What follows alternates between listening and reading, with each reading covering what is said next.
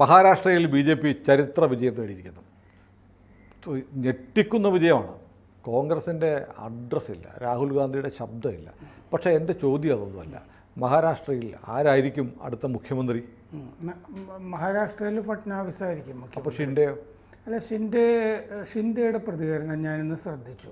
കാരണം ഈ അടിയൊഴുക്കുകൾ ശ്രദ്ധിക്കുമ്പോഴാണല്ലോ കാര്യം മനസ്സിലാവുക. ഷിൻഡെ എന്താ പറയുന്നതെന്ന് മനഃപൂർവ്വം നോക്കിക്കൊണ്ടിരുന്നതാണ്. അദ്ദേഹം പറഞ്ഞു മുഖ്യമന്ത്രിയെ NDA തീരുമാനിക്കും, അല്ലാതെ ഞങ്ങൾ ക്ലെയിം വയ്ക്കും എന്ന് പറഞ്ഞില്ല എന്നൊന്നും അദ്ദേഹം പറഞ്ഞില്ല. വളരെ മര്യാദയ്ക്കും മാന്യമായിട്ടുമാണ് ഷിൻഡെയുടെ പേര് ഉദ്ധവ് താക്കറെ എന്നല്ല. അതാണ്.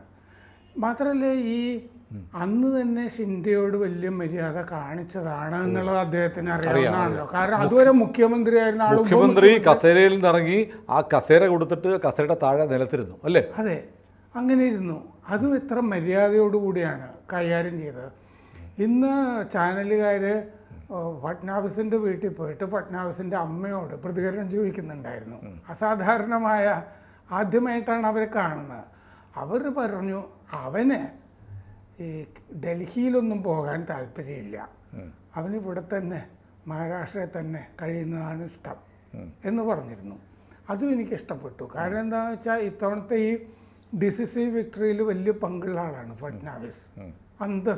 അന്തസ്സായ പെരുമാറ്റം, പൊളിറ്റിക്സ്, ശരിയായ രാഷ്ട്രീയം പറയുക, കുലീനമായ ഇടപെടൽ, ഒരാളെ പറ്റിയും പോഴത്തം പറയില്ല, പരദൂഷണം പറയില്ല, വൃത്തികേട് പറയില്ല. ഇങ്ങനെ കൊണ്ട് ഒരു വീട് മര്യാദയ്ക്ക് കൊണ്ടു കിടക്കാൻ പറ്റിയ ഒരാളാണ് എന്ന് തോന്നുന്ന ഒരാൾ. പിന്നെ ബാർഗെയിനിങ് പവർ വേണമല്ലോ. ഇപ്പോൾ അജിത് പവാറിൻ്റെ പാർട്ടിയാണെങ്കിലും മറ്റേ ഷിൻഡെയുടെ പാർട്ടിയാണെങ്കിലും, ഷിൻഡെയുടെ പാർട്ടിക്ക് 1% മറ്റോ വോട്ട് ശതമാനം കൂടും. ഇപ്പോഴത്തെ അവസ്ഥയിൽ 12% വരും. അജിത് പവാറിൻ്റെതിന് 11% ഒക്കെ വരും. സീറ്റിൻ്റെ കാര്യത്തിലും 40+ നിൽക്കുന്നത്. പക്ഷെ BJP ഫാർ ഹെഡ് 125 എന്നൊക്കെ പറഞ്ഞു. 3 ഇരട്ടി കിട്ടി. അതെ. കാരണം 188 സീറ്റുള്ളിടത്തെ വളരെ ചുരുക്കം സീറ്റല്ലേ പ്രതിപക്ഷത്തിനുള്ളൂ ഇത്രയൊക്കെ വരുമ്പോൾ. അപ്പോൾ അങ്ങനെ ഇരിക്കുന്ന ഒരവസ്ഥയിൽ MLA-മാരെ കൊണ്ടുവന്ന് പേടിപ്പിക്കാൻ മാത്രമൊന്നും ഷിൻഡെയുടെ കയ്യിലോ അജിത് പവാറിൻ്റെ കയ്യിലോ ആളുകളില്ല. ഇനിയിപ്പോൾ മുഖ്യമന്ത്രി സ്ഥാനം കിട്ടിയില്ല എന്നും പറഞ്ഞ് പഴയ ഉദ്ധവനൂടെ പോയിട്ട് കാര്യമില്ല. ഒരു കാര്യം അവിടെ പോയ സർക്കാർ ഉണ്ടാക്കാനും പറ്റില്ല. തിരിച്ചു വരുന്നുള്ളതൊക്കെ ചർച്ചകളിൽ വരുന്നുണ്ട്. അതായത് ഉദ്ധവിൻ്റെ കൂടെയുള്ള ആളുകൾ ശരിയായ ശിവസേന ഇപ്പോൾ തീരുമാനമായല്ലോ, ഇങ്ങോട്ട് വരാൻ സാധ്യതയുണ്ട്. ഉദ്ധവിൻ്റെ കുടുംബാംഗങ്ങളും ഒക്കെ ആയിട്ടിരിക്കുക, അവശിഷ്ട പാർട്ടിയായിട്ട് നിൽക്കുക എന്നുള്ള ആയി. പിന്നെ ഇപ്പോഴത്തെ BJPയുടെ അവസ്ഥയിൽ ഇതിൽ ആരെങ്കിലും ഒരാൾ ഇടം തെടിച്ചാലും വിഷയമില്ല, ഒന്നുമില്ല. അജിത് പവാർ ഞാനില്ല എന്ന് പറഞ്ഞു കഴിഞ്ഞാലും ഒരു പ്രശ്നമില്ല. അല്ല, അങ്ങനെ അവർ പോയാലും മറ്റേ മഹാവികാസ് അഘാഡിയായിട്ട് ചേർന്ന് മന്ത്രിസഭ ഉണ്ടാക്കാൻ പറ്റില്ല. അതാണ് അവസ്ഥ. അതുകൊണ്ട് പറയുന്നതൊക്കെ കേട്ട് നിൽക്കേണ്ടി വരും. മര്യാദക്കാണെങ്കിൽ ചിലപ്പോൾ ഷിൻഡെക്ക് ഉപമുഖ്യമന്ത്രി സ്ഥാനം കൊടുക്കാം. അതിൻ്റെ ആവശ്യമില്ല. അജിത് പവാറിന് കൊടുക്കാം, അതെ, വേണമെങ്കിൽ. അതെ, അതിൻ്റെ ആവശ്യമൊന്നുമില്ല. കാരണം അത്രയൊക്കെയല്ലേ അവർക്ക് സീറ്റും കാര്യങ്ങളൊക്കെ. ചെറിയ സീറ്റൊന്നും അല്ല കേട്ടോ, എന്നാലും ഇത്രയും ശതമാനം വോട്ട് എന്ന് പറയുന്നതും ചെറുതല്ല. പക്ഷെ BJP ഇവരുടെയൊക്കെ തോളത്ത് സഖ്യമൊക്കെ ആയിട്ട് BJP ഒരു വളരെ ഉദാരമായിട്ട് പെരുമാറി. ബീഹാറിൽ എങ്ങനെയാണ് കാണിച്ചിരിക്കുന്നത്? നിതീഷിന് കൊടുത്തില്ലേ മുഖ്യമന്ത്രി സ്ഥാനം? ഇപ്പോഴും കൊടുത്തില്ലേ? അതെ, അതായത് ഈ അജിത് പവാറിനെ ഒഴിവാക്കണം എന്ന് പറയുന്ന BJP-ക്കാർ ധാരാളം ഉണ്ട്. ഇതൊരു വേസ്റ്റാണ്, ന്യൂസൻസ് ആണെന്ന് പറയുന്നത്. പക്ഷെ അജിത് പവാർ ഇത്തവണ താനാണ് യഥാർത്ഥ NCP തെളിയിച്ചു. അങ്ങനെയും വന്നു. മാത്രമല്ല, സുപ്രിയ സുളെ മറ്റേ കേസിൽ പെട്ട് കിടക്കുകയാണല്ലോ ഇപ്പോൾ. 6600 കോടി കേസ് എന്ന് പറയുമ്പോൾ ചില്ലറ കേസല്ല. ആരും അറിയില്ല എന്ന് വിചാരിച്ച് ചെയ്തതാണ്. ബിറ്റ്കോയിനാണ്. പക്ഷെ വ്യാജ അക്കൗണ്ടുകളിലാണ് ചെയ്തിരിക്കുന്നത്, വേറെ ആളുകളുടെ പേരിലൊക്കെയാണ് ചെയ്തിരിക്കുന്നത്. ശരത് പവാറിൻ്റെ ലെഗസി ഇനി അജിത് പവാറിനാണെന്ന് പറയാം. അങ്ങനെ പറയാം, NCPയുടെ. അതെ. അപ്പോൾ ആ രീതിയിലേക്കാണ് അത് വരുന്നത്. അപ്പോൾ സുഗമമായിട്ടുള്ള ഒരു ഭരണമാണ് അവിടെ. സുസ്ഥിരമായ ഭരണത്തിനും മാത്രമുള്ള സീറ്റും ഉണ്ട്. ഈ ഒറ്റയ്ക്ക് ഭൂരിപക്ഷം കിട്ടാവുന്ന ഇനിയൊരു തെരഞ്ഞെടുപ്പ് വരുമ്പോൾ ആ അവസ്ഥയിലേക്ക് BJP പോകുന്നു. അതായത് സംഭവിച്ചെന്താണെന്ന് വെച്ചാൽ ശിവസേനയുടെ കയ്യിലുണ്ടായിരുന്ന ആ ശക്തി ഉണ്ടല്ലോ, ഹിന്ദുത്വ എന്ന് പറയുന്നത്, BJPക്ക് മുമ്പ് അദ്വാനിയൊക്കെ പോയിട്ട് താക്കറെയോടാണല്ലോ സംസാരിച്ചതൊക്കെ. അയോധ്യ കാലത്തൊക്കെ ഒരു കർശനമായ നിലപാടൊക്കെ എടുക്കുന്നത് താക്കറെയാണ്. അപ്പോൾ അങ്ങനെയുള്ള ആ കാലഘട്ടത്തിൽ നിന്ന് ശിവസേന എങ്ങനെയാണോ അവിടെ ഒരു ഹിന്ദുത്വ അവരുടേതായ മറാത്ത മേഖലയിൽ ഉണ്ടാക്കിയെടുത്തത്, അതിൻ്റെ നേരവകാശിയായിട്ട് BJP മാറി. ശിവസേന അവശിഷ്ട ശിവസേന പോലും അല്ല, ഷിൻഡെ പോലും അല്ല, BJP ഇത് മുഴുവൻ ഈ ഹിന്ദു സ്വത്വം എന്ന് പറയുന്നത് മുഴുവൻ അതിൻ്റെ അവകാശികളായിട്ട് BJP മാറി ഈ തെരഞ്ഞെടുപ്പോടുകൂടി. അത് നമ്മുടെ ഈ വ്യവസായ സംസ്ഥാനത്ത് തലസ്ഥാനത്ത് പറ്റിയ വലിയൊരു മാറ്റമാണ് ഈ തെരഞ്ഞെടുപ്പിൽ ഉണ്ടായിരിക്കുന്നത്. അതൊരു ഗെയിം ചേഞ്ചർ തെരഞ്ഞെടുപ്പാണ് ഇത്തവണ നടന്നതെന്ന് പറയാം. ഇത് ലോക്സഭാ തെരഞ്ഞെടുപ്പ് കാലത്ത് പരാജയപ്പെട്ട സ്ഥലത്താണ് ഈ ഗംഭീരമായ തിരിച്ചുവരവ് നടന്നിരിക്കുന്നത് എന്നുള്ളതാണ് സംഭവിച്ചിരിക്കുന്നത്. അപ്പോൾ ഈ ഷിൻഡെയൊക്കെ കണ്ടപ്പോൾ എനിക്ക് തോന്നിയത് ഫട്നാവിസ് തന്നെ ആയിരിക്കും, അതിനോട് അവർ യോജിക്കും, അതിൻ്റെ അകത്ത് വലിയ തർക്കമൊന്നും ഉന്നയിക്കാൻ സാധ്യതയില്ല. ചില വകുപ്പുകൾ ധനകാര്യമോ വ്യവസായമോ ഒക്കെ വേണമെന്നൊക്കെ പറഞ്ഞ് ബലം പിടിക്കുകയാണെങ്കിൽ അങ്ങനത്തെ ചില വകുപ്പുകളെല്ലാം കൊടുക്കുമ്പോൾ മന്ത്രിസ്ഥാനങ്ങൾ ഇത്ര വേണം എന്നൊക്കെ പറയാം. അത്തരം ക്ലെയിമൊക്കെ വെക്കാൻ സാധ്യതയുള്ളൂ എന്ന് തോന്നാണ്. ഇപ്പോൾ വലിയ വൃത്തികേട് നടന്നൊരു സംസ്ഥാനം കേരളമാണല്ലോ. കരുണാകരനുള്ളപ്പോൾ കോൺഗ്രസ് പിന്നെ ഭൂരിപക്ഷം കിട്ടി, എന്നിട്ട് CH മേനോനെ മുഖ്യമന്ത്രിയാക്കി. ഇന്ദിരാഗാന്ധിയോട് സോവിയറ്റ് യൂണിയൻ പറഞ്ഞു കേരളത്തിൽ അങ്ങനെ ചെയ്യേ എന്ന് പറഞ്ഞപ്പോൾ, കാരണം സോവിയറ്റ് യൂണിയൻ ബ്ലാക്ക് മെയിൽ ചെയ്തിരുന്ന ഒരു വംശമാണല്ലോ നെഹ്റു വംശം, പല കാരണങ്ങളും ഉണ്ട്. അങ്ങനെ അത്തരമൊരു വൃത്തികേട് ഇവിടെ നടക്കുള്ളൂ, കോൺഗ്രസിൻ്റെ മേൽവിലാസത്തിൽ നടക്കുള്ളൂ. ഇത് മഹാരാഷ്ട്രയിൽ നടക്കാൻ സാധ്യതയില്ല. അല്ല, ഞാൻ ചോദിച്ചത് ബീഹാറിൽ BJPക്ക് ഭൂരിപക്ഷം ഉണ്ടായിട്ടും നിതീഷിന് 2 തവണയും മുഖ്യമന്ത്രി സ്ഥാനം കൊടുത്തു. അത് നിതീഷ് എന്താണെന്ന് വെച്ച് കഴിഞ്ഞാൽ അത് അദ്ദേഹം മുഖ്യമന്ത്രിയായിട്ട് അവിടെ നിൽക്കുമ്പോൾ വരുന്നു. അദ്ദേഹം ഇങ്ങോട്ട് വരിക എന്നുള്ളത് ബീഹാറിൽ ഒറ്റയ്ക്ക് ഭൂരിപക്ഷം BJPക്ക് ഉണ്ടാകാനുള്ള രാഷ്ട്രീയ സാഹചര്യങ്ങളായിട്ടില്ല. അല്ല, മാത്രമല്ല ഞാൻ നോക്കുന്നത് നിതീഷ് NDAയിൽ ഇരിക്കുക എന്നുള്ളത് BJPക്ക് വേറെ തരത്തിൽ ഗുണമാണ്. കാരണം നിതീഷിന് ശേഷം ഒരു മകനോ ആരോ അവകാശിയായിട്ടില്ല. അപ്പോൾ സ്വാഭാവികമായും നിതീഷിന് ശേഷം JDU എന്ന് പറഞ്ഞ പാർട്ടി BJPയാണ്.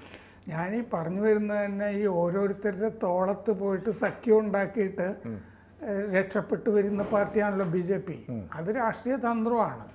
അങ്ങനെ അവിടെ പോയി കഴിഞ്ഞാൽ ഈ പറഞ്ഞ പോലെ ആ പൈതൃകം കൂടി BJPയുടെ അടുത്തേക്ക് വരും. ഒറ്റയ്ക്ക് ഭൂരിപക്ഷം ഉണ്ടാക്കുന്ന അവസ്ഥയിലേക്ക് വരിക എന്നുള്ളതാണല്ലോ.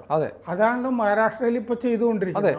ഒന്നുമില്ലായിരുന്നിടത്ത് നിന്ന് ഒറ്റയ്ക്ക് 124ഓളം സീറ്റുകളിൽ കിട്ടി എന്നുള്ളത് ചെറിയ കാര്യമല്ല. അങ്ങനെയാണ് ആന്ധ്രയിലും തെലങ്കാനയിലും ഒക്കെ ശ്രമിച്ചുകൊണ്ടിരിക്കുന്നത്. കർണാടകയിലും ഒറ്റയ്ക്ക് ഭൂരിപക്ഷത്തിന്റെ അടുത്തേക്ക് വന്നിട്ടില്ല. ആദ്യത്തെ സൗത്ത് ഇന്ത്യയിലേക്കുള്ള ഗേറ്റ് തുറന്നത് കർണാടകയിലാണ്. എന്നിട്ടും അവിടെ വേറെ ഭരണങ്ങൾ ഇങ്ങനെ വരുന്നത് ശ്രദ്ധിക്കുന്നില്ലേ?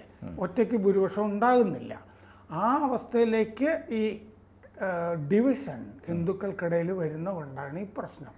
അതുണ്ടാക്കിക്കൊണ്ടിരിക്കും ഈ കോൺഗ്രസ്സിന് ആ അവസരവും കൂടി നഷ്ടപ്പെടുന്നതാണ് നമ്മൾ കാണുന്നത്. ഈ കള്ളം പറഞ്ഞ് ഇപ്പോൾ രാഹുൽ ഗാന്ധി ഉന്നയിച്ച ആരോപണം തന്നെ അവസാനം എങ്ങനെ വന്നു? ബൂമറാങ് ചെയ്തു. എന്താണെന്ന് വെച്ചാൽ 2000 കോടി ഇവിടെ കേസില്ല. അമേരിക്കയിലെ കോടതി കേസിൽ പറയുന്നത് ശരിയാണെങ്കിൽ 2000 കോടി കോഴയിൽ 1750 കോടി രൂപ ആർക്കാണ്? ജഗ്മോഹൻ റെഡ്ഡിക്ക്, ജഗൻ റെഡ്ഡിക്ക്. ബാക്കി 200 കോടിയല്ലേ ഉള്ളൂ.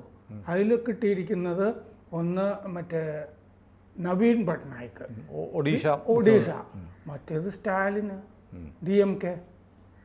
പിന്നെ ഇന്ത്യ മുന്നണിക്ക് എങ്ങനെ കേസ് പറയാൻ പറ്റും ഇതിൻ്റെ അകത്ത്? ഓരോ നേതാക്കളും ഏറ്റെടുക്കുന്നില്ല രാഹുൽ പറഞ്ഞത്. അതുമാത്രമല്ല, രാഹുൽ ഇത് പറഞ്ഞതോടെ അമേരിക്കയിലെ കേസ് വന്നപ്പോൾ ഒന്ന് താഴ്ന്ന ഓഹരി വീണ്ടും കുതിച്ചു കയറി. അതിന് കുതിച്ചു കയറും അത്. കാരണം ഈ നഷ്ടം വന്നു, 3000 കോടി നഷ്ടം വന്നു എന്നൊക്കെ ഈ മുഖ്യധാര പത്രങ്ങളിൽ കാണുന്നൊക്കെ ഇത് ഷെയർ മാർക്കറ്റല്ലേ. 2 ദിവസം കഴിയുമ്പോൾ 2 ലക്ഷം കോടിയുടെ ആരുടെ കാശ് പോയിന്നല്ല, ഒന്ന് ഡൗൺ ആയി വീണ്ടും കയറി വരുന്നു. അതാണല്ലോ. മാത്രമല്ല അതൊരു സൗകര്യമാണ്. ആ ദിവസം ഈ അദാനി ഓഹരികൾ വാങ്ങിക്കാം, വലിയ ഇൻവെസ്റ്റ്മെന്റ് ആകും. അത് ഷെയർ മാർക്കറ്റിൽ കളിക്കുന്ന എല്ലാവർക്കും അറിയാം. ഒന്ന് താഴ്ന്നാൽ ഇത് നമുക്ക് വാങ്ങിക്കാം, 2 ദിവസം കഴിഞ്ഞ് വിറ്റാലും കൂടിയിട്ട് വിറ്റാലും ലാഭമാണ്. അതെ അതെ. വലിയ ലാഭം. അതിൽ മാത്രമല്ല മഹാരാഷ്ട്ര ഇലക്ഷൻ വന്നതോടുകൂടി വീണ്ടും വളരെ പോസിറ്റീവായ ട്രെൻഡ് വരാൻ സാധ്യതയുണ്ട്. അതെ, മഹാരാഷ്ട്ര ആയാലും NSC ഒക്കെ അവിടെയാണല്ലോ.